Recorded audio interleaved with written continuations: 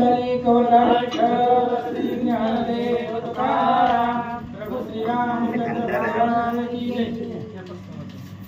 श्री गणेशाय सीताराम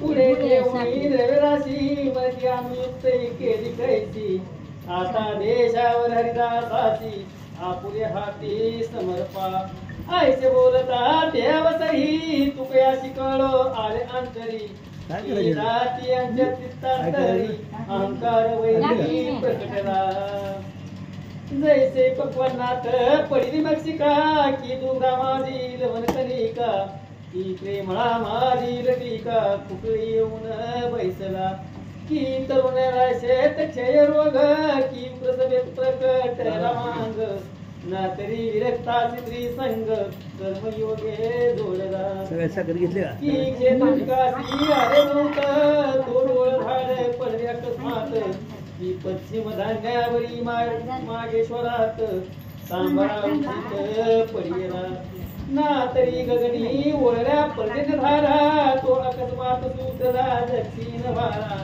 की पौर्णिमेचा चंद्र होता बरा तो राहू प्रगटला त्याग देवी दान देते अवसरी याची अभिमान पातला वैरी जेणे हो याची गोहरी तैसीच परी करावी।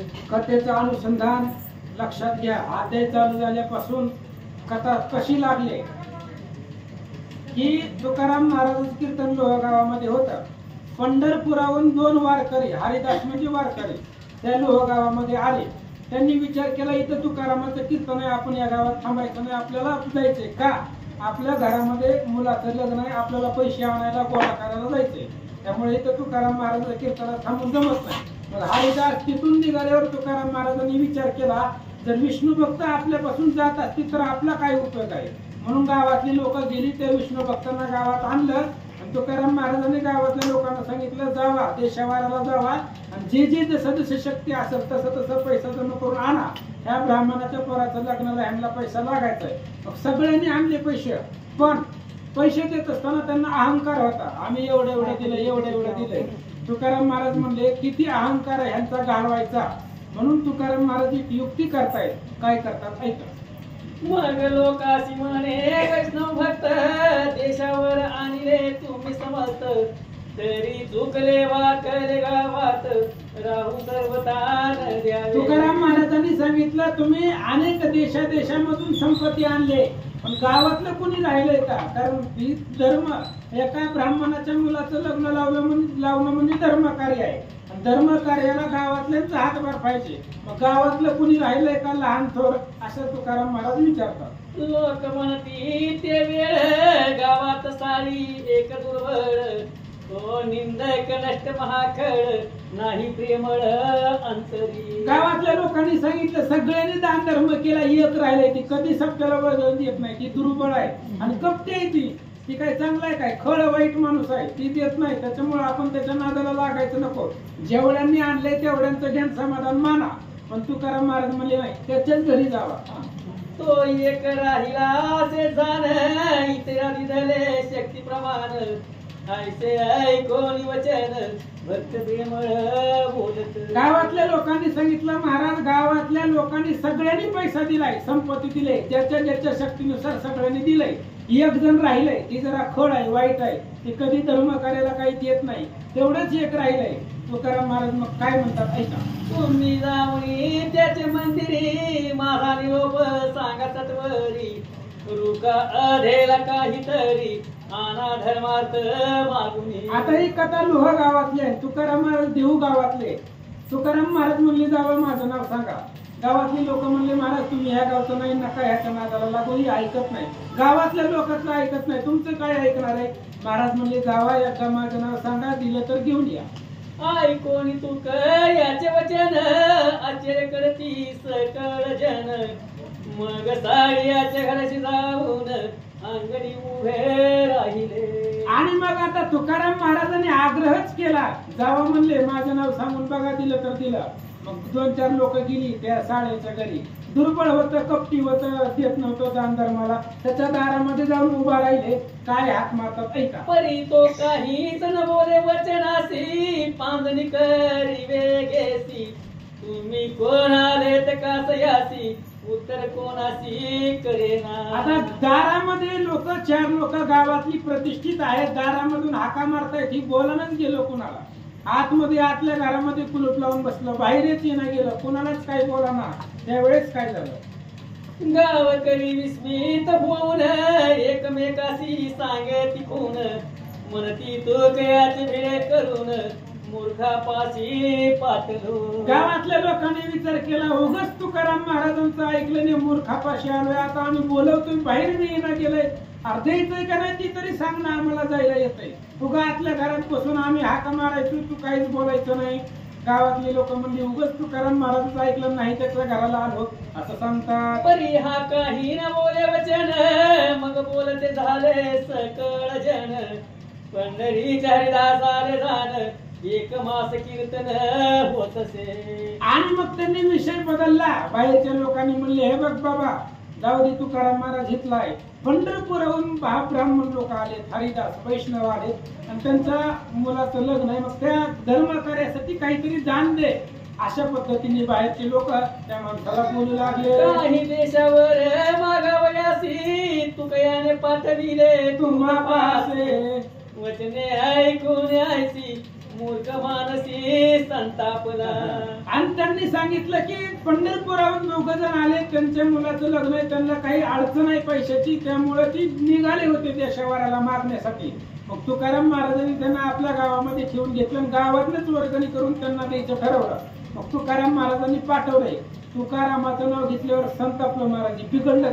काय बोलतो ऐका. मग तुकयाने मानिली बरोबर, म्हणे तुकयाने मानिली बरोबर, तै पासून तुम्हाला लागले भेड, सांगोनी लौकिक कसाड, नाचता उघड कीर्तनी. आता त्यानं फक्त द्यायचंय किंवा नाही एवढाच विषय होता महाराज. त्याने सांगितलं, कोण आहे ती तुकाराम महाराज, उघड रात्रंदिवस विना घेऊन गावगाव फिरतय, त्याला त्याचा प्रपंच सांभाळायचा कळाना गेला, आणि त्याच्या मागे तुम्ही बी निर्लज्ज होऊन नाचायला लागला, म्हणले तुम्हाला बी संसाराचा कळाना गेलाय.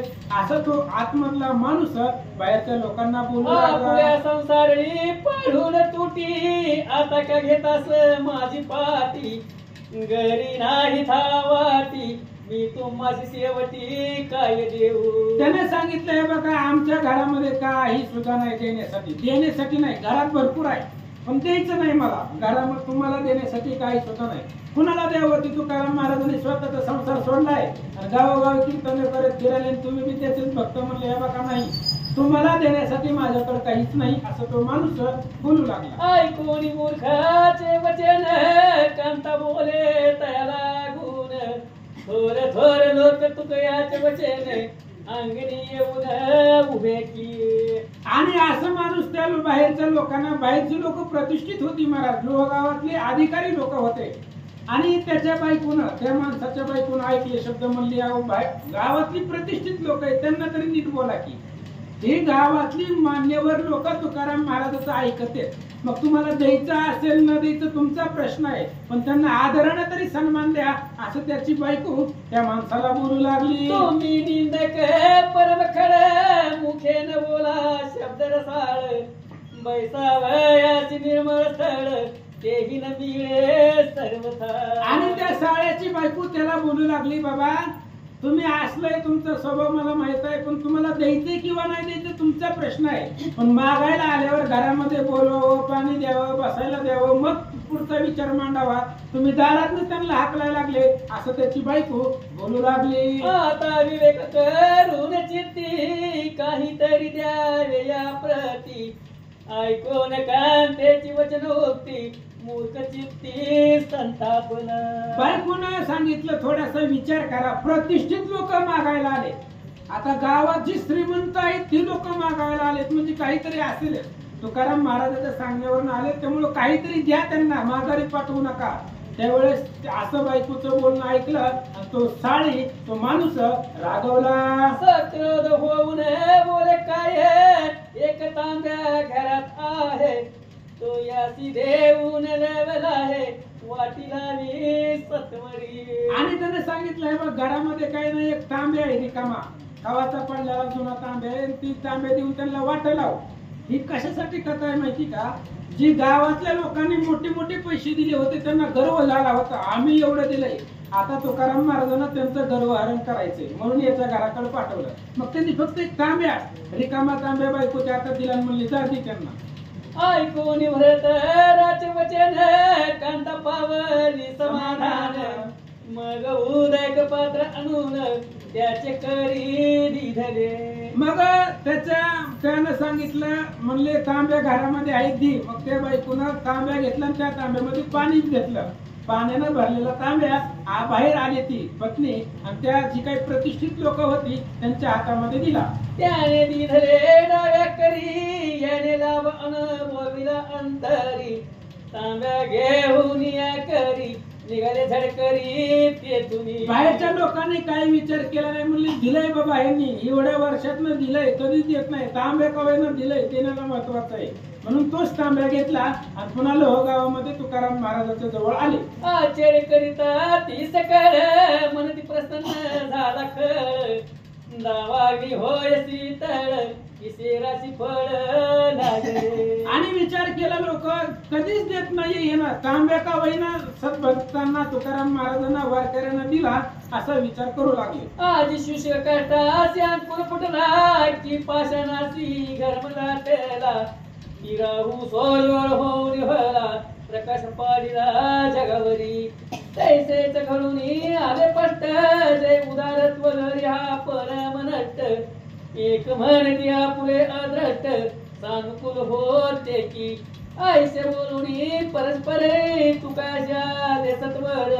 पुढे ठेवून उदक पात्र करीती नमस्कार. आणि मग ती गावातली लोक आली तुकाराम महाराजापाशी. तुकाराम महाराजांना सांगितलं, त्यानं काय दिलं नाही पण त्याच्या बायकोनेही तांब्या दिलाय, पाण्यानं भरलेला तांब्या दिलाय. तांब्या तुकाराम महाराजाच्या समोर ठेवला. तुकाराम महाराजांना त्यांनी नमस्कार केला. ते देखुनी वैष्णवीर लोक ते देखुनी वैष्णवीर लोकाशी बोले प्रत्युत्तर. तो साडी आहे मोठा उधार दिले देशावर बहुतची. आणि मग तांब्या बघितला तुकाराम महाराजांनी, फक्त तांब्या बघितला आणि तुकाराम महाराजांनी सांगितलं, हे बघा तुम्ही जेवढे लोकांनी संपत्ती आणली त्याच्यापेक्षा जास्त ह्यानं दिलंय. कारण तुम्ही जेवढं सगळं एकत्र जमा केलंय, तुमचं सगळं एकत्र हिशोब करायचा, ह्यानं दिलेला तांब्या बघायचा किती महागाचा आहे, सगळ्यात उदार तो साळी माणूस आहे असं तुकाराम महाराज बोलतात. आपुले करी घेऊन त्वरित म्हणते हे आहे सुवर्ण पात्र. तुम्हाची न कळल्यानु मात्र परीक्षा स्वतंत्र कळेना. आणि त्यांनी सांगितलं ही तांब्या दिलाय पण हा तांब्या सोन्याचा आहे, तुमच्या लक्षामध्ये आलं नाही, त्याची बायको हुशार आहे. त्यानं तो तांब्या जो दिला तो तांब्या सोन्याचा आहे. आता मी सांगतो तांब्या पितळाचाच होता आबा, पण तुकाराम महाराजांनी सोन्याचा केला होता लोकांना दाखवण्यासाठी. ही तांब्या सोन्याचा आहे, तुम्ही परीक्षा करा, बघा ह्याचं, बघा ह्याचं सोनाराकडे ज्ञान बघा कशाचं आहे असं तुकाराम महाराज बोलू लागले. लोक म्हणती तये वेळ हे पितळेचे पात्र सोजवळ. उजळून केल्यात निर्मळ कांचनाचे दिसते की. आणि लोकांनी सांगितलं महाराज तुमची काहीतरी चूक बघण्यामध्ये चुकी म्हणली, पितळाचं तांबे सोन्याचं कुठं आहे. तुकाराम महाराज म्हणले नाही, तुम्ही नीट बघा म्हणले, ती पितळ घासा, आतमध्ये सुवर्ण आहे असं सांगू लागले. अग्नीत तावणी पाहता जाणत ते आहे शुद्ध सुवर्ण.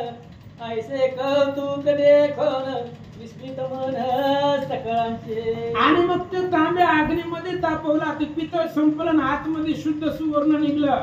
सुवर्ण निघल्यानंतर ना लोकांना आश्चर्य वाटले, म्हणले आपल्यापेक्षा तो कधी न देणारा तो हुशार आहे, म्हणले तो दानी आहे.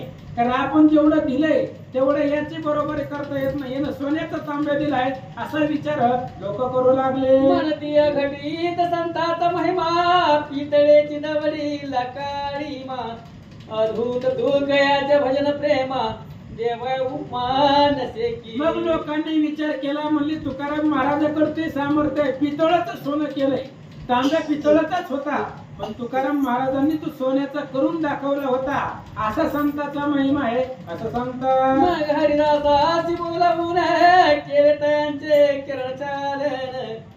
पुष्पहार गापा घालून दिदरी वस्त्रे सकळासी. मग जी पंढरपुराहून 2 हरिदास आले होते त्यांनी तुकाराम महाराजांना बोलवलं आणि जी देशावरा गेलेली लोक होती त्यांनी सगळी संपत्ती आणलेली होती, दिव्य वस्त्र अलंकार सगळं त्या हरिदासांना तुकाराम महाराजांनी अर्पण केलं. गावकरी म्हणती देशावर आणला करा अंगीकार, करीती नमस्कार अति आदरे करुणिया. गावकऱ्यांनी त्या 2 भक्तांना सांगितलं, हे बघा तुम्ही खूप लांबून आलात, पंढरपुराहून आलात, आम्ही गावातनं वर्गणी जमा केलेली आहे आणि ती सगळी तुम्ही स्वीकार करा असं सांगतात. मग वैष्णव तू का काय बोलत, ग्रामवासी हे उदार बहुत, यांनी द्रव्य उकळवून त्वरित दिदे निश्चित तुम्हासी. आणि तुकाराम महाराजांनी त्या 2 हरिदासांना सांगितलं, ही गावकरी म्हणजे खूप शुरत्व आहे, दानी गावकरी आहे, त्याच्यामुळं गावातल्या लोकांनी वर्गणी जमा करून पैसा जमा करून तुम्हाला दिला, याचा स्वीकार तुम्ही करा. तुकाराम महाराज बोलतात, एक दुर्बळ साडी ग्रामवासी परमशेठ म्हणती त्यासी, त्याने सुवर्ण पात्र तुम्हासी मनोभावेसी अर्पिले. तुकाराम महाराजांनी त्या 2 हरिभक्तांना सांगितलं, गावकऱ्यांनी तर दिलं, पण एक कधीच शेट म्हणजे एक वाईट प्रवृत्तीचा माणूस जो कधीच सप्त्याला वर्गणी देत नव्हता, ते ना तुमच्या कार्यासाठी, तुमच्या घरी मुलाचं लग्न आहे तुम्ही सांगितलं, त्याच्यासाठी सोन्याचा तांब्या तुम्हाला अर्पण केला असं तुकाराम महाराज सांगू लागले. हे तुळशी दळ मी कराव्या पुल्या पुत्राचे लग्न, ऐसे बोलून या वचन मंदिरे चरण सद्भावे. तुकाराम महाराजांनी सांगितलं, आता एवढी सगळी संपत्ती सोन्याचा तांब्या सगळं तुम्हालाच घ्या, पंढरपूरला जावा आणि गावाकडे जाऊन तुमच्या मुलाचं तुम्ही मोठ्या उत्साहामध्ये लग्न करा असं सांगतात. आम्ही एक उदार दाते जनी, हा अभिमान होता ज्यांच्या मनानी, ते कौतुक देखणी नाही लज्जित होऊन राहिले. आणि ज्यांनी मोठेपणाने सांगत होते आम्ही एवढं आणले, ते सगळ्यांनी सोन्याचा तांब्या बघितल्यावर शांत बसले महाराज. त्यांना गर्व झाला होता की आम्ही एवढं देऊ शकतोय, पण जी एका दुर्बळ व्यक्तीने सोन्याचा तांब्या दिला ही पाहिल्यानंतर त्यांचं सगळं गर्व हरण झालं, शांत बसले. हरिदास संतोष मानून बहुत पंढरपुरासी गेले त्वरित, प्रेमळ तू का ती विरक्त देहू ग्रामासी पातला. आणि इकडे हरिभक्त जी होते ती देशावराला निघाले होते, ती लोहगावातनच माघारी फिरले, पंढरपूरला गेले, आपल्या मुलाचं लग्न वगैरे केलं. तुकाराम महाराज देहू गावामध्ये काही दिवस राहिले आणि लोह गावामध्ये काही दिवस राहिले आणि परत आपल्या देहू गावामध्ये आले. सांडोनिया सन्मान पूजा रही चिंती अदक्षया, दीननाथा निराजा सारखे समानी दृष्टीची. आणि तुकाराम महाराज देहू गावामध्ये आले, आपलं सगळं मान अपमान सोडून दिला आणि भगवंताचं भजन एकाग्र चित्तानं करत बसले. तव एक दिवशी प्रेमळ भक्त किंचित होता निद्रित, तो दृष्टांत देखील साक्षात तो परिसा श्रोते भावित हो. आणि त्या ठिकाणी असणारे तुकाराम महाराज एका आपल्या गावामध्ये देहू गावामध्ये निद्रिस्त होते, झोपीमध्ये होते आणि झोपीमध्ये असताना महाराजांना दृष्टांत झाला. काय झाला ऐका. इंद्रायणीचे स्नान असे जात, तव काय करीत पंढरीनाथ, वा मित्राचा वेश धरून त्वरित तुकयासी अवचित भेटले. तुकाराम महाराज आपल्या घरामध्ये स्वप्न पडलंय तुकाराम महाराजांना आणि स्वप्नामध्ये तुकाराम महाराज इंद्रायणीच्या तीराला गंगा स्नानाला चालले होते. भगवान परमात्म्यानं रस्त्यामध्ये पांडुरंगानं विप्राचा वेश धरला आणि पावशेर तुपाची मागणी तुकाराम महाराजांना केली. ब्राह्मण दे कोणी दृष्टीसी साष्टांग नमस्कार घाताला तयासी, मग तू कायचे मस्तिकी ऋषिकेसी हस्त ठेवित निजकृपे. आणि तुकाराम महाराज गंगा स्नानाला चालले होते. ही सगळं स्वप्नातली कथा आहे तुकाराम महाराजाच्या. आणि गंगा स्नानाला चाललेले असताना तो विप्र ब्राह्मण पाहिला तुकाराम महाराजांनी आणि तुकाराम महाराजांनी त्या ब्राह्मणाला नमस्कार केला. त्यावेळेस त्या ब्राह्मणाने तुकाराम महाराजांच्या डोक्यावरती हात ठेवला.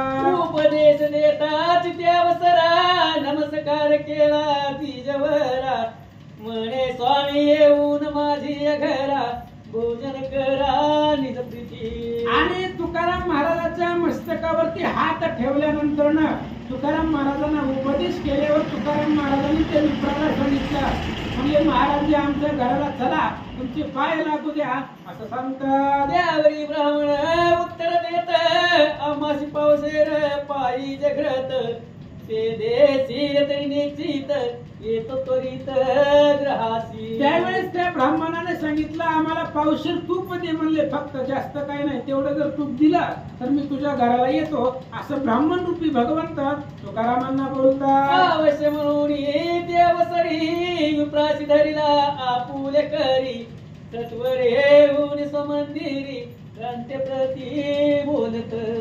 मग तुकाराम महाराजांनी सांगितलं, म्हणली चला काही अडचण नाही, घराला चला, तुम्हाला पावशेर काय पाहिजे एवढं तूप देतो.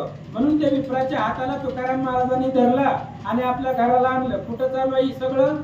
स्वप्नामध्ये. तुकाराम महाराजांना स्वप्न पडलंय, स्वप्नामध्ये ही सगळं चालू आहे. घरामध्ये आणलं, बायकोला बोलवलं, काय सांगतात ऐका. ब्राह्मण क्षुदित उपवासी, तरी सीधा साहित्य द्यावे त्यासी, पावशेर घृत नित्य भोजनासी, मनोभावे अर्पावे. आणि त्यावेळेस तुकाराम महाराज त्या विप्राचा हात धरून घरी आले. बायकोला सांगितलं, ब्राह्मण आलेला आहे, त्यांना जेवायला तूप लागतं, त्यामुळे त्यांची काही जास्त मागणी नाही, पावशेर तूप आपल्या घरामध्ये आहे ते त्यांना दे. त्यावेळेस त्याची पत्नी तुकाराम महाराजांना काय सांगते ऐका. ऐसे बोलताची वचन कांता झाली क्रोधायमान, मने कोठून आणला ब्राह्मण, ग्रत कोठून म्या द्यावे. ऐकल्यावर तुकाराम महाराजांची बायको रागवली, महाराज तर लेकरांना घालाय कपडे नाही, त्याला तूप मागतही. साधू सुद्धा मागतंय का? आता अतिथी म्हणल्यावर भाजी भाकरी मागणार, तूप मागायला लागले. ती बी पावशेर नाही म्हणले, ह्याला तूप कुठनं द्यायचं म्हणले, कुठनं नवरा रोज कुणाला घरी आणायचा, कुठनं द्यावं म्हणले. बायको नाही म्हणले घरामध्ये देण्यासाठी काही असं सांगतात. ऐसे ऐकून कठीण उत्तर अदृश्य झाले शारंगधर, जोलीला नाटे की सर्वेश्वर, कौतुक दाखवी निज भक्ताशी. आणि त्याच्या बायकोनं घरातलं सांगितलं, नाही म्हणले या ब्राह्मणाला द्यायला आमच्याकडे काही. ऐकलं त्या विप्ररूपी भगवंतानं ऐकलं, बायकोनं नकार दिलेला, लगेच अदृश्य झाले. तुकाराम महाराज काय विचार करतात ते का. ऐसे देखुनी स्वप्न संभ्रम जागृती साले तुकाराम, हृदय अद्भुत दाटले प्रेम, कौतुक निरुपम देखुनी. तुकाराम महाराजांनी पाहिलं अदृश्य, ती ब्राह्मण अदृश्य झाल्याबरोबर लगेच तुकाराम महाराज जागृतीमध्ये आले. आणि जागृतीमध्ये जागे झाल्यानंतर ना आपल्याला स्वप्न काय पडलं होतं, पहिल्यापासूनचा विचार केला तुकाराम महाराजांनी. काय स्वप्न पडलं होतं ते परत जागृतीमध्ये आल्यानंतर ना आठवू लागले. मनती कृपा केली सद्गुरुनाथे, परिसेवा घडली नाही माते, मार्गी जाता गंगा स्नानाते, सांडवी रे बजलागी. तुकाराम महाराजांनी विचार केला, सत्य गुरु राये कृपा मज केली, परिणाई सेवा घडली काही, सापडविले वाटे जाता गंगा स्नाना, मस्तकी तो जाना ठेविला कर, भोजना मागती तुप पाव शेर, पडिला विसर स्वप्न माझी. हे अभंगच लिहिला परत तुकाराम महाराजांनी. एक स्वप्न आलेला सद्गुरु, भगवंत रूपी सद्गुरु आलेला होता, पण माझी स्वप्नामध्ये असल्यामुळे काही सेवा घडली नाही असं सांगतात. मस्तकी ठेवून या कर घृत मागुनी पावशेर, घरी कर मांडीला थोर, गेले सत्वर म्हणून.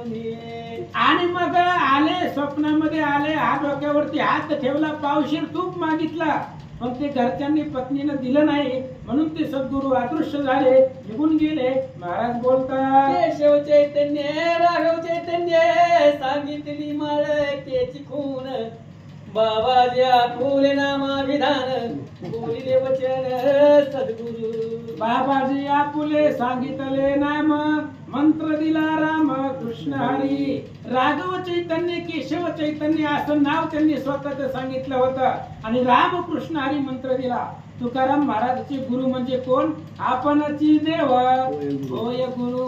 देवालाच गुरु केले तुकाराम महाराजांनी, आणि देवानच उपदेश तुकाराम महाराजांना केला, आणि रामकृष्ण मंत्र दिला असं सांगतात. आवडीचा मंत्र झळकरी सांगितला रामकृष्ण हरी, जो प्रीती करून त्रिपुरारी निरंतर जपत असे. आवडीचा मंत्र सांगितला सोपा. कुठला मंत्र होता? बाबाजी आपुले सांगितले नाम मंत्र दिला राम कृष्ण हरी राम कृष्ण मंत्र दिला आणि ज्या मंत्राचा जप महादेव पहाटेपासून करतात असा मंत्र बाबाजी नाव सांगून भगवंतांनी तुकारामांना दिला. माघ शुद्ध दशमी साचर पाहुणी गुरुवार माझा करून अंगीकार गेले सत्वर सद्गुरु. माघ शुद्ध दशमी पाहुणी गुरुवार केला अंगीकार तुका म्हणे. माघ शुद्ध दशमीच्या दिवशी गुरुवारी त्याच बाबाजी नाव सांगून उपदेश केला, माझा अंगीकार केला, मला शिष्य म्हणून स्वीकारलं आणि भगवंत अदृश्य झाले. ऐसा विश्वास धरून प्रेम करी हरिभजन रात्री आनंद करून करीत कीर्तन निजन. अशा पद्धतीने तुकाराम महाराजांना स्वप्नामध्ये सगळा प्रकार घडला. स्वप्नामध्येच गुरु आले, मंत्र दिला, उपदेश झाला आणि तोच मंत्र तुकाराम महाराजांनी हृदयामध्ये धरला आणि रात्रंदिवस त्या मंत्राचे जप करू लागले. नाना परीचे दृष्टांताने कर सारकवित्व प्रासादिक श्रवणी ऐकत सभाग्य लोक होती तल्लीन मानसी. तुकाराम महाराज कवित्व रचत होते, नाना प्रकारचे अभंग रचत होते, समाजामध्ये महाराजांची कीर्ती वाढत होती, त्यामुळे भाविक भक्तांना आनंद वाटत होता. मनती हा नव्हे मानववीर केवळ ईश्वरी अवतार याचे निमुखे रुक्मिणीवर करी उद्धार जनाचा. लोकांनी सांगितलं ही मानवाचा अवतार नाहीये, ही माणूस नाहीये, तुकाराम महाराज ईश्वरी अवतार आहे. कारण तुकारामांनी जे केलं ते माणसाला करता येत नाही असं गावातली लोक बोलू लागली. ऐसी प्रतिष्ठा वाढता जाणी दुरात्म संतप्त झाले मनी म्हणती शास्त्र मार्ग टाकोनी पाखंडवाणी बोलत असे. आता जशी जशी कीर्ती वाढेल तसं तशी जी काही लोक असतात आपल्या विरोधातली त्यांची संख्या वाढत असते. तुकाराम महाराजाचं कीर्ती वाढायला लागल्यानंतर देहू गावातली जी काही लोक होती, लोक म्हणजे ब्राह्मणच, तुकाराम महाराजांच्या विरोधामध्ये जाणारी ब्राह्मणच होते. आणि त्या ब्राह्मणाने विचार केला, शास्त्र सोडलंय आणि काहीतरी आपलं पाखंड मतवादी लोकांना सांगायलंय असे ब्राह्मण लोक महाराजांना बोलतात. कर्म मार्ग सकळ बुडून भजरी लाविले भाविक जन एक भक्ती मार्ग वाचून न बोले आन सर्वथा. आणि सांगितलं भक्ती मार्ग आहे आणि तो तुकाराम महाराजांनी शास्त्राच्या पद्धतीने चालायचं, शास्त्र सोडलं स्वतःच्या मनाचं काहीतरी कवित्व करून लोकांना दावायला आहे असं ती लोक तुकाराम महाराजांना बोलतात. लोकयाने केले जे कवित त्या वया बांधून वस्त्रात उदकात बुडवाग त्वरित विचार निश्चित दृढ केला. गावातल्या जे काय तुकाराम महाराजांच्या विरोधामधली लोक होती त्यांनी विचार केला हे काय सगळं मनात लिहिले तुकाराम महाराजांनी, याला शास्त्राचा आधार नाही. मग जेवढ्या बी वया तुकाराम महाराजांनी लिहिल्या त्या एका डाव्यामध्ये बांधाव्या, त्या दगडामध्ये त्याच्यामध्ये दगड बांधावा आणि इंद्रायणी नदीमध्ये सोडून द्यावा असा विचार लोकांनी केला. जैसी गंडिका मूर्ती देखोनी यवन उगेच जळती मनी मग अंतरी कुमती धरवणी टाकू फोडून म्हणतात का पिंजऱ्यात शुक बैसून स्वच्छंद करी राम भजन तो शब्द कानी ऐकून ससाना म्हणी संतापे नात्री व्रत करिता एकादशी मान्य तो पावला बरुसी मग दुर्वास संतप्त होऊन मानसी पातला छळनासी सक्रोध तैसा परी ते दुर्जन प्रवेशले तुक्याचे सदन म्हणती तुवा पाखंड रचून लाविले जन भक्तीसी. आणि ती दुर्जन लोक तुकाराम महाराजांच्या घरी गेले आणि सांगितलं, म्हणले बोलवा. त्या म्हणले तुम्ही जी काही पाखंड तुमच्या मनानं जी काही कवित्व केलेलं आहे वहीमध्ये लिहिलंय ती वह्या आमच्याकडे द्या अशी लोक महाराजांना बोलतात. हे तुझे प्राकृत अशुद्ध वाणी सर्वता ऐकून यश्रवणी ऐसे म्हणून त्या दुर्जनी पुस्तके हिवणी घेतली. आणि लोकांनी सांगितलं, दुर्जन लोकांनी म्हणले महाराज तुम्ही जी लिहिलंय ते आम्हाला पसंत नाही. म्हणले काय बी लिहिलंय तुमच्या मनाचं, शास्त्राच्या बाहेरचं लिहिलंय, त्यामुळे तुम्ही जेवढं वह्या लिहिल्या तेवढं सगळं आमच्याकडे द्या. दिल्या नाही, बळच हिरावून घेतल्या. काय झालं? ब्राह्मण म्हणती तुकया लागून 13 दिवसाचा घातला पण जरी कोरडे काढील जग जीवन तरी मानुप्रमाण यथार्थ. आणि त्या ब्राह्मणाने तुकाराम महाराजांना सांगितलं, तुमच्या वया घेऊन चाललोय, आता आम्ही इंद्रायणीमध्ये सोडून देणार, 13 दिवस तुम्हाला देतो. 13 दिवसामध्ये जर ह्याच वया तुम्ही कोरड्या काढून दाखवल्या तरच आम्ही तुम्हाला मान्य करू. ब्राह्मण लोक तुकाराम महाराजांना बोलतात. एक मिनिट.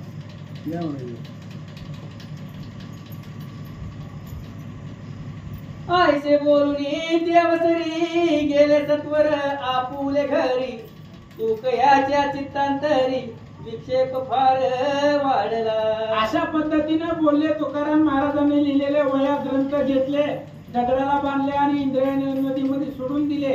इकडे तुकाराम महाराजांना विक्षेप झाला, चिंता लागली. काय करतात ऐका.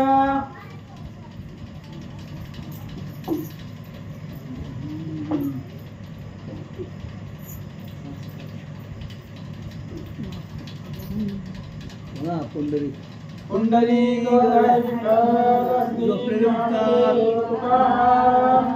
प्रभु श्री रामचंद्र भगवान की जय. श्री गणेशाय नमः. ऐशे बोलून त्या अवसरी गेले सत्वर आपल्या घरी. तुकयाची या चित्ती तरी विक्षेप फार वाढला. जैशी कांचेची कुपी होती रे, त्या उचित फोडून टाकेली. की पादुका फुलाची घडी केली, तो पावके जळले अकस्मात. ना तरी बकुळाचा वृक्ष लावला, तो आज पाळके तोडीने टाकीला. विक्षेप वाटे वन करायला जैसे तुकयाला वाटले. की निर्जळीच्या विहिरी बुजविता तळमळ करे कनवाळू जातात. ना तरी तुळशी वन भोकडे खंडिता वैष्णव भक्ता विक्षेप. काशडक रांधिले पक्वाना त्या अकस्मात शिवेत विश्वान. मग स्वयंपाकीन विक्षेप पाहून उद्विग्न मनी होत असे. की गार म्हणून अकस्मात मुक्ता फळ टाकले अग्नीत. मग जो हवे आपले चित्तांत हळहळ करी मानसी. ते वयापूर्वीचा रुचेना तुकयाचे विक्षेप पावले मन. झाले प्रेमाचे खंडन रिष्ट दारुणा देखोनी. आणि त्या दुर्जन लोकांनी ब्राह्मणांनी तुकाराम महाराजांचे ग्रंथ वया पाण्यामध्ये बुडवल्या, दगड बांधून बुडवल्या. त्यामुळे तुकाराम महाराजांना विक्षेप झाला, प्रेमरस त्यांचा कमी झाला आणि काहीतरी अडचण आली म्हणून तुकाराम महाराजांना दुःख वाटलं. मग देवळात एवढी त्या अवसरी घरी घेतले महाद्वारी. जैशी दारा तरी पायरे उठून येण्याचे सर्वथा. मग तुकाराम महाराज देवळामध्ये गेले, पांडुरंगाच्या समोर बसले. धरणं गेला, 13 दिवसामध्ये मला कोरड्या वया पाहिजे. काही सांगायचं नाही, देवाला सांगितलं. पायरी जागेवरची हालत नसते, तसं तुकाराम महाराज तटस्थ बसले. मनी अननाथाचा पंढरी राया, मग हाती कष्ट करिले वाया. शेवटी अरिष्ट उठून या बुडविला वया उदकात. आणि त्यावेळेस त्यांनी सांगितलं तुकाराम महाराजांनी, देवा एवढा गाता सगळं लिहून काय उपयोग आहे म्हणले. पाण्यामध्ये बुडले सगळं, आता ती वाचवायचं काम तुमचं आहे. महाराज बोलतात, तू स्वप्नी एवढी मनमाळी माझं मती मुढाशी आज्ञा केली. ते नामदेवाची बाकी राहिली प्रसादिका. आणि त्यावेळेस त्यांनी सांगितलं तुकाराम महाराजांनी, देवा तुम्हीच स्वप्नामध्ये आला आणि माझ्या बुद्धीला प्रकाश दिला. तुम्हीच सांगितलंय नामदेवांचा 100 कोटी श्लोक अभंगाचा पण आहे, ते थोडेसे 4092 शिल्लक राहिले, तेच मी लिहिले होते, तेच पाण्यात बुडलेत, बाहेर काढा. ऐशा सता तुम्ही कांता तरी अरिष्ट ओढवले का आता. बरे जे येले तुझ्या चित्ता ते पंढरीनाथा करावे. तुकाराम महाराजांनी सांगितलं, देवा ही सगळं असं चालू असताना संकट आलंय. वया ग्रंथ पाण्यामध्ये बुडवणं म्हणजे संकट आहे. जाऊ दे म्हणले, आता तुमच्याच मनामध्ये असेल तर जसं असेल तसं. महाराज बोलू लागले, ऐशे म्हणून ते अवसरे रूप आठविले निजांतळी. मुखी मंच रामकृष्ण हरी सप्रेम भरे जपतसे. न घे फळ मुलात वाढला, न बोले कोणाशी प्रतिवचन. सांडवणी देह लोभ आशा जाण उदक पान करीना. हे निर्वाण दे कोणी जग जीवाने, बाळ रूप सावळे धरले सगुण. तुकयाचे करवया समाधान निर्मना पातला. आणि तुकाराम महाराज महाराजांनी सगळं अन्न पाणी सोडलं, काही प्राशन करायला गेले. जोपर्यंत वया कोरड्या निघत नाहीत तोपर्यंत मौन धरायचं आणि भजन करायचं. भगवंतानं बाळ रूप धरला आणि समाधानासाठी महाराजांच्या जवळ आले. मस्तकी ठेवणे अभय काढा म्हणे तुझे व्यस्त स्वस्त असो दे अंतर. अरिष्ट झाले ते दुर्धर ते मी शारदधर निवारित. आणि बाळ रूप धरून भगवंत आले. तुकारामांच्या डोक्यावरती हात ठेवला, म्हणले सांगितले टेन्शन घेऊ नको, जोपर्यंत मी आहे तोपर्यंत वया पाण्यात बुडत असतात का, मी असल्यानंतर ना टेन्शन घेऊ नको, तुझं जी अरिष्ट आहे ती मी घालवतो. काय करतात नाही का, ऐशे बोलून ते वेळा दृष्ट झाला समाला नीळ. की तुकयाचे हृदय कमळ जैसे निर्मळ वैसवया. आणि भगवान परमात्मा तिथून अदृश्य झाले. मग जायचं कुठं, तुकाराम महाराजांचं हृदय कमळ आहे, निर्मळ आहे, त्या हृदयामध्ये जाऊन बसले. ते तिच्या दृष्ट होऊने सुर वाढले चक्रपाणी. पदसंधीचे निरूपणे मज लागुनी भासते. आणि भगवान परमात्मा अदृश्य झाले. एवढं तुकाराम महाराजांना सांगितलं, अदृश्य झाले. काय करतात ऐका, ऐशे 13 दिवस लोटत जाण्या पुस्तक पाहती विचक्षण. तो अक्षराला गे जेवण अंतर नाही सर्वथा. आणि ज्यांनी वयात पाण्यात टाकल्या होत्या ते 13 दिवसांनी माघारी आले. त्यांनी सांगितलं होतं 13 दिवसामध्ये वया काढून दाखव कोरड्या. 13 दिवसांनी तेच आले आणि त्यांनी बुडवलेल्या दगड बांधलेल्या वया बाहेर काढल्या. तर त्या वयामधलं एकही अक्षर पाण्यानं भिजलेलं नव्हतं. पाण्याचा स्पर्श त्या अक्षरांना झालेला नव्हता. कोरड्या वया पाहिल्या, आश्चर्य वाटलं. मनके अन्याय बळगाने न तपाने विष्णू भक्ताचे केले क्षण. परिचयाचा साहे जगजीवन अरिष्ट दारुण निरसिले. मग ब्राह्मणाने विचार केला, जसं भगवान परमात्म्यांनी श्रीरामचंद्रांनी पाण्यावरती दगड चारली, तसं तुकाराम महाराजांचे जे अभंग आहे, जे वया आहे, त्या भगवंतांनी कोरड्या बाहेर काढल्या. म्हणून ब्राह्मणांना पश्चाताप वाटला. संताप धुळी अंतरी सत्वराले महाद्वारे. तुकयाचे मदती अवतारे पावले श्रीहरी तुझ लागे. ब्राह्मणांना अनुताप झाला. त्याच कोरड्या वया घेतल्या. तुकाराम महाराजांनी जिथं भजन करत बसले होते महाद्वारामध्ये आले आणि सांगितलं, भगवंत तुमच्यावरती प्रसन्न झाले. कोरडे कागद निघाले जाणं आता पाहे दृष्टी उघडून. ऐशे म्हणून सकाळ ज्ञान करीती नमन साष्टांगी. आणि त्यांनी सांगितलं, ब्राह्मणाने बघा म्हणले महाराज, ही सगळं कोरडं आहे. 13 दिवस पाण्यात राहिले वया, तरी सगळ्या कोरड्या आहेत, एकही अक्षर पाण्याने भिजलं नाही. बघा डोळ्यानं, असं सांगतात. म्हणती जयाशी साह्य रुक्मिणीपती. ते त्यानुचा पाय तो किती अमृत कुपित रोगाशी राहती. ते कल्पांती घडेना. अहो, ज्याला साह्य भगवान परमात्मा आहे त्याला आमची काय असणार आहे. आम्ही किती जरी अडचणी घातल्या तरी पाठीराखा भगवंत आहे, म्हणून वया कोरड्या निघाल्या, असं सांगतात. नातरे भास्कराची या घरा प्रवेश नव्याची अंधकारा. की चंद्रमंडळात उभारा रिगुण शके जया रिके. ते विष्णू भक्तावरी प्रसन्न करिता अरिष्टन चाले जण. ऐशे परस्परे बोलून वचन नामस्मरण करिता ती. आणि सगळेजण जे असणारी ब्राह्मण लोक तुकाराम महाराजांच्या जवळ आले. सांगितलं, तुमच्यावरती भगवंत प्रसन्न आहे, म्हणून ते सुद्धा भगवंताचं भजन करू लागले. तुका नेत्र उघडली पुढे पाहे विलोकणी. तो कोरड्याची वया ब्राह्मणाने देवळे आणून ठेविल्या. तुकाराम महाराजांनी डोळा उघडला, समोर पाहिला. जसं घरातनं नेल्या होत्या कोरड्या वया, तशाच कोरड्या असणारे अभंग गाता वया समोर पाहिल्या. तुकाराम महाराजाला आश्चर्य वाटलं. ते कौतुक दृष्टीशी देखोने चित्त वाटले समाधान. जैसे अंधाशी नेत्र येत जाण उल्हासी मन तयांचे. तुकाराम महाराजांनी पाहिलं, कौतुक आहे. भगवंतांनी लीला दाखवली. अंधाऱ्याला डोळे यावे, त्याला आनंद होतो. तेवढा आनंद तुकाराम महाराजांना झाला. की मुखी घालिता सुधारासा सुख प्रेत ओढवणी सोडी श्वास. तैसा तुकयाच्या मनी उल्हास मने पंढरी निवास पावला. व्रतांजली सोडून मागा स्वमुखे बोलिला सात अभंग. तो अनुपम्य बहुत प्रेमारंग वर्णित नये सर्वथा. आणि मग तुकाराम महाराजांनी हात जोडले आणि देवाच्या वर्णनासाठी 7 अभंग देवासमोर गायले. परी किंचित व्यथान निघोते परिसस्रावणे निज प्रीती. तुकयाने लावले नेत्रपाती सद्गत चित्ते होणे. आणि मग ग्रंथकर्ते सांगतात 7 अभंग देवाच्या स्तुतीपर तुकाराम महाराजांनी वर्णन केले. त्याचा अन्वय थोड्याशा शब्दामध्ये सांगतो, ऐका. म्हणे जय जय जय श्री विठ्ठला होत अन्याय मज घडला लागून लोकांची या बोला भार घातला तुझवारी तुझा केला बहुत शिना भीतवाध्यम यातीहीन 13 दिवस झाकून नयन तुझ्याद्वारे बैसलो ताण भुक्याचे कोड श्रीहरी तोय भार घातला तुझवारी माझ्या बैसून हृदय मंदरी योगक्षेम मुरारी त्वा केला उदकी कोरडे रोखेले कागदा चुकला लौकिक अपवाद त्वानाथना त्या पुढे विरोध साच केले दयाळा तुकाराम महाराज सांगू लागले भगवंता माझ्यासाठी काय काय केलं तुला एवढा त्रास दिला 13 दिवसानंतर ना कोरड्या वया बाहेर काढल्या आणि आमचा जो अपमान होत होता जो शब्द आम्हाला लागत होता त्याचं निरसन तुम्ही केलं तुकाराम महाराज बोलतात बाळ वेशा धरुणी निकोती माझा भेटाला शे रुक्मिणी पती समाधान करण्यापेक्षा भय निधस्ती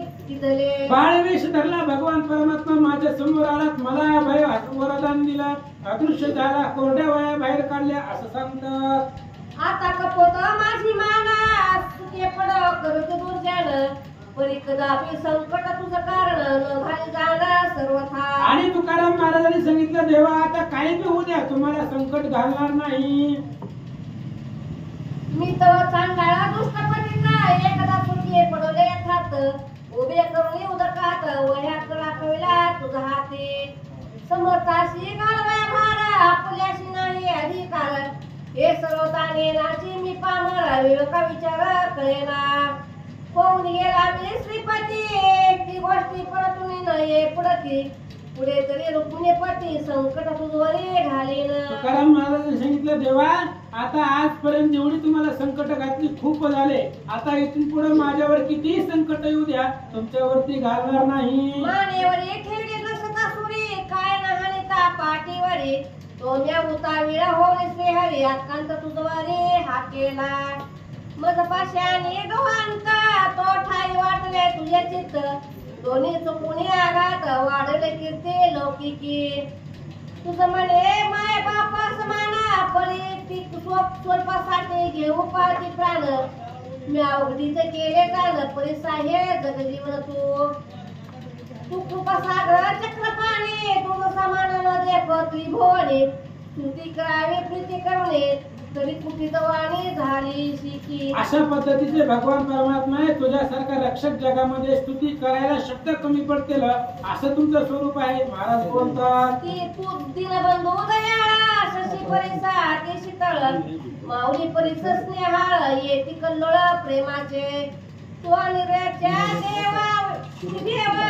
देवाशी नाही ठाव सगळं जीवाचा आहे जीवन निवला शिवनाम जपता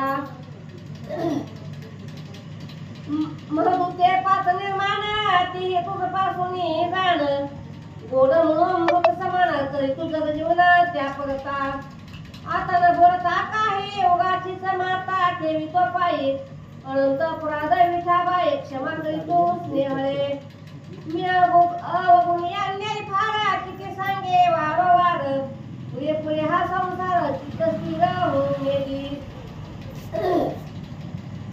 अनंत बुद्धीचे विकल्प गाण तरंग पालटते क्षण क्षण संसर्ग करिता गाण ते बद्ध मन होतसे देवा पंढरीनाथा सकळ निरसी माझी चिंता कर्मजाळा नेसून येण्याचा हृदय मंडळी असावे तुकाराम महाराज सांगितलं देवा तुम्ही देवाचेही देव आदिदेव आहेत आमचं सगळं कर्मबंधन छेदा आणि आता आम्हाला तुमच्या स्वरूपामध्ये मिसळवा असं सांगतात अशा रीती तुकयाने प्रेमाळा विलास रुक्मिणी रमण मग अंतरंगा भारा निघवण दिदल्या लिंगन देवाशी तुकाराम महाराजांनी प्रेमळ 7 अभंग वर्णन केले स्तुतीपर देवानं तुकाराम महाराजांना आलिंगन दिलं सगळं सोपी गुंतले लोचना मुख्य करीते नामस्मरण पुढे देहा सहित तुकाराम जाणा वैकुंठ भुवन पावला अशा पद्धतीने तुकाराम महाराज पृथ्वीवरती आले अद्भुत कीर्ती दाखवली पुन्हा देहासहित ईदच्या दिवशी तुकाराम महाराज त्यांना विमान पाठवलं भगवंताना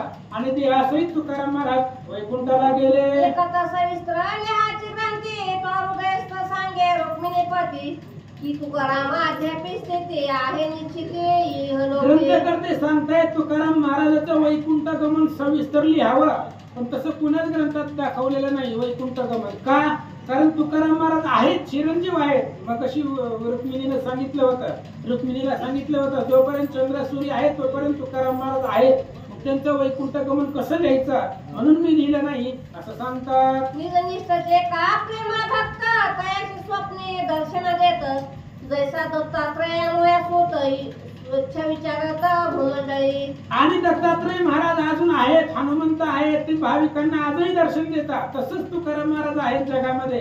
जे भाविक भक्त आहेत त्यांना स्वप्नामध्ये दृष्टांत देतात. त्यामुळे ती वैकुंठाला गेलेलीची कथा मी या ग्रंथामध्ये सांगितली नाही. संशय वाटला म्हणे तरी साक्षी ऐकले संत सज्जनी निळोबाच्या स्वप्ने येऊन उपदेश केला निज कृपे. याची साक्ष तुम्हाला सांगतो म्हणले. तुकाराम महाराज जरी वैकुंठाला गेले तरी निळोबासाठी परत माघारी आले, भागीरथीसाठी परत माघारी आले. हे घडलेलं आहे. त्यामुळे तुकाराम महाराज इथंच आहे. फक्त देह जरी गेला असला तरी आजही ते लोकांना दर्शन देतात असं सांगतात. जरी चित्ते शुद्ध असेल प्रेम त्याशी उपदेश देते तुकाराम तो जगद्गुरु निरूपण अध्यापी असे चिरंजीव. असा असणारा तुकाराम महाराज जरी त्या ठिकाणी असणारे देहासहित वैकुंठाला गेले असले तरी ते चिरंजीव आहेत.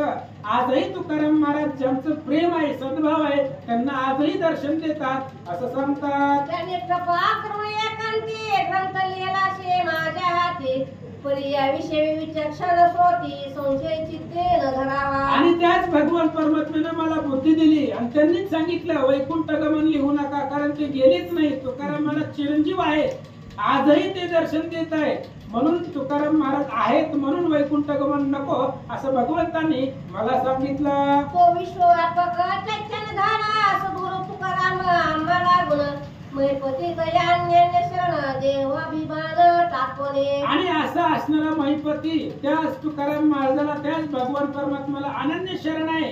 देहाचा अभिमान टाकून दिला आणि अनन्य भावानं या संतांना शरण आलो.